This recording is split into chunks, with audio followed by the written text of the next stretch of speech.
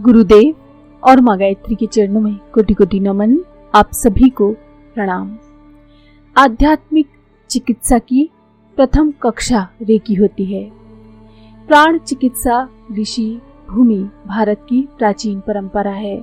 वेदों, उपनिषदों एवं पुराण कथाओं में इससे संबंधित कई कथानक पढ़ने को मिलते हैं।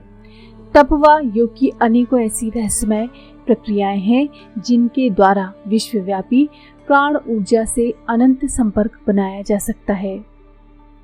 इन प्रक्रियाओं द्वारा प्राण ऊर्जा को पहले स्वयं ग्रहण करके फिर इच्छित व्यक्ति को दिया जाता है या संप्रेषित किया जाता है।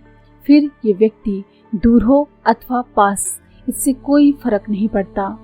प्राण विद्या का यही रूप इन दिनों रेकी के नाम से प्रचलन में है। रेकी जापानी भाषा के एक शब्द है। इसका मतलब है विश्वव्यापी जीवनी शक्ति।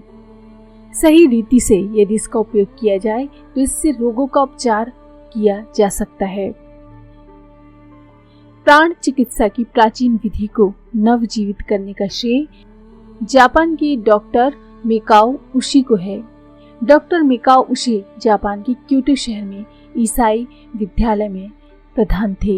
एक बार उनके एक विद्यार्थी ने उनसे सवाल किया कि ईसा मसीह जिस प्रकार किसी को छूकर किसी रोगी को रोग मुक्त कर देते थे, वैसा आजकल क्यों नहीं होता?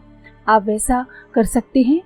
डॉक्टर उशी इस सवाल का उस समय तक कोई जवाब न दे सके, लेकिन उन्हें ये बात लग गई। वे इस विधि की खोज में अमेरिका के शहर शिकागो पहुंचे।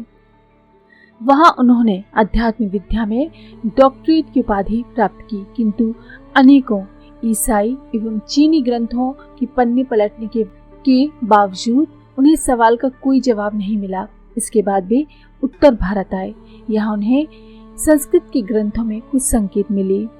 इन सूत्रों व संकेतों के आधार पर साधना करने के लिए डॉक्टर उशी अपने शहर से 16 मील दूर स्थित कुरियामा नाम की एक पहाड़ी पर गए। यहाँ उन्होंने अपनी आध्यात्मिक साधना की। इस एकांत स्थान पर 21 दिन का उपवास रखकर वे तप साधना में लग गए। साथ ही उन संस्कृत मंत्रों का जप भी करते रहे। 20 दिनों तक इनको कोई खास अनुभूति नहीं हुई, लेकिन 21वां दिन इन्हें एक तेज पुंज तीव्र गति से उनकी ओर आता हुआ दिखाई दिया। ये प्रकाश पुंज जो उनकी ओर बढ़ता था त्यों तो बड़ा होता जाता था। अंत में वो उनके सिर के मध्य में टकराया। इन्होंने सोचा कि अब तो मरना निश्चित है। फिर अचानक उन्हें विस्फोट के साथ आकाश में कई रंगों वाले लाखों चमकीले सितारे दिखाई दिए तथा एक शीत प्रकाश में उन्हें वे संस्कृत के श्लोक भी दिखाई दिए जिनका वे जप करते थे। यहीं से उन्हें विश्वव्यापी प्राण ऊर्जा के उपयोग की विधि प्राप्त हुई, जिसे उन्होंने रेकी का नाम दिया। रेकी शक्ति को पाने के बाद उन्होंने सबसे पहले अपने पांव के अंगूठे की चोट को ठीक किया। ये इसकी पहली उपचार की प्रक्रिया थी। इसके बाद ये जब पर्वत से उतरकर एक सराय में रुके तो उस समय सराय मालिक के पौत्री के दांतों में कई दिनों से सूजन थी। दर्द भी काफी ज्यादा था। डॉक्टर उशी ने उसे छुआ और उसी समय उसका दर्द व सूजन जाता रहा। इसके बाद तो डॉक्टर उशी ने रेकी के सिद्धांतों एवं प्रयोगों का विधिवत विकास किया और अपने शिष्यों को इसमें प्रशिक्षित किया। डॉक्टर मिकाओ उशी ने रेकी चिकित्सा के लिए 5 सिद्धांत निश्चित किए थे।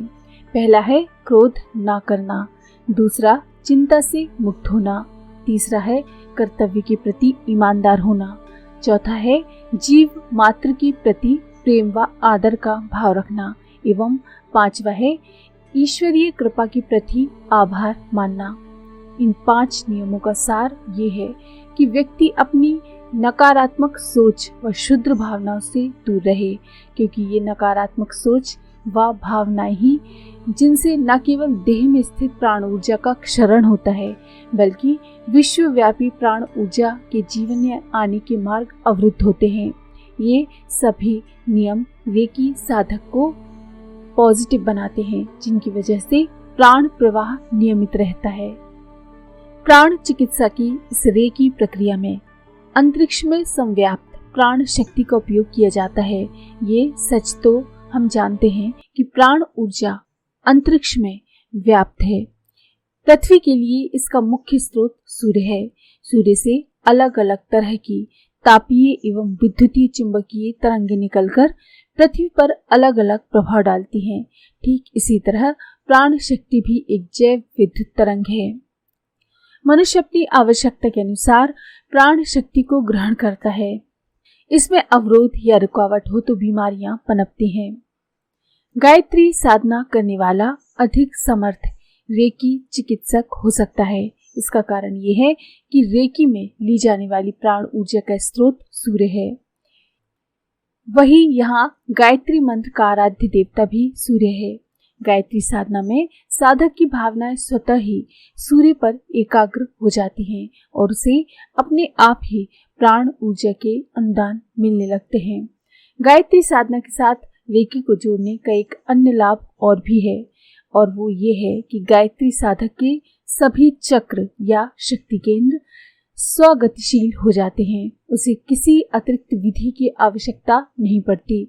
चक्रों के संबंध में यहाँ एक बात जान लेना चाहिए, क्योंकि अधिकांश रेकी देने वाले इस बारे में भ्रमित देखे जाते हैं। रेकी विधि में चक्रों को केवल क्रियाशील बनाने की बात है। क्रियाशील होने का मतलब ये है कि हमें आवश्यक प्राण ऊर्जा ब्रह्मांड से मिलती रहे। इस प्रक्रिया में जो अवरोध आ रहे हैं वे दूर हो जाए। जबकि योग विधि जागरण होने पर योग साधक का संबंध चक्रों से संबंधित चेतना के अन्य आयामों से हो जाता है और उसमें अनेकों रसमयी शक्तियां प्रवाहित होने लगती हैं। प्राण चिकित्सा के रूप में रेकी आध्यात्मिक चिकित्सा की प्राथमिक कला है। इसमें गायत्री साधना के योग से इसकी उच्च स्तरीय कक्षाओं में स्वतः ही प्रवेश हो जाता है। आज के लिए इतना ही।